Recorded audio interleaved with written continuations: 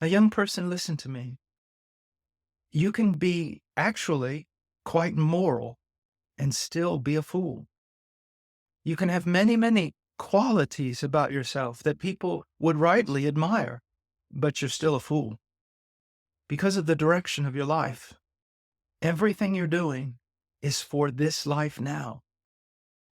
And that is totally and completely contrary to what Jesus taught us. Now we all need to live here.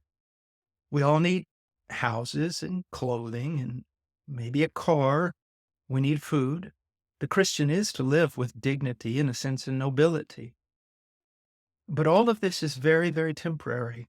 And we need to be rich unto God, not rich unto this world.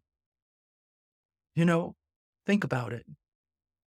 Um, you will probably live, I think the average age of life is somewhere in the mid 70s. You think, wow, I'm only 12 years old. That's like a million years from now. Well, it's a long way, but there's something about life, young person, you need to understand. It goes by really fast. You blink and you go, oh, one day you look in the mirror and you go, who is this old man looking back at me? It goes by so fast. Beauty, health, strength are all so extremely fragile. Wealth is, like the Bible says, it can take wings and just fly away.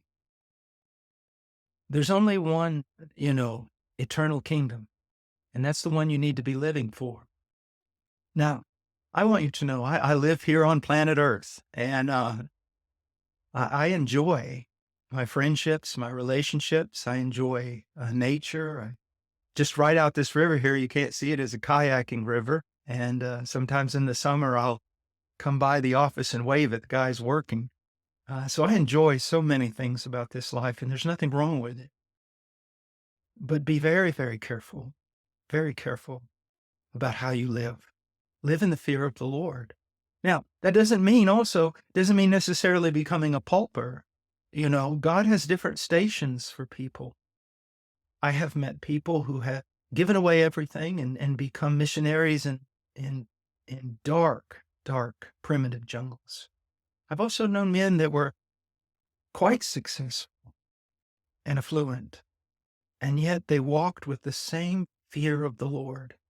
So be careful in judging externals, but know this: set your heart to fear the Lord and not be a fool who lives for just this life. Live for the one to come. But more importantly, we're not living for a place and we're not living for a time. We're living for a person. And that person, I think you know who I'm going to say. It's Jesus Christ. You say, Brother Paul, you sure talk a lot about him. That's because he's everything. As a matter of fact, some old saints of the church have said, any conversation where Jesus Christ is not the main theme is foolishness. So yeah, he is everything.